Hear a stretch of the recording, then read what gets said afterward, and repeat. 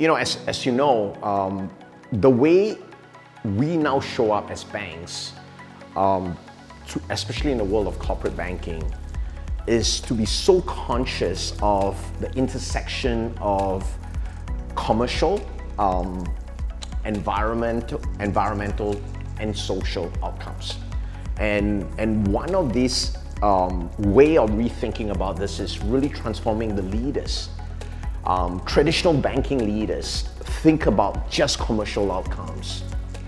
The new future leaders of in the banking world, we've now to be very conscious of that sustainability agenda, which is really around that environmental and that social aspect of who they work with and who they lend money to and who they support.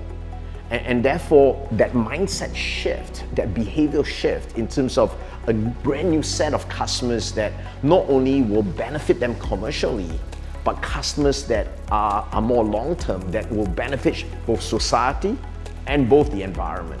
And this is where banks need to actually pivot in the way they think about their customers of the future. And this is something that we have been doing in terms of helping to transform that leadership mindset.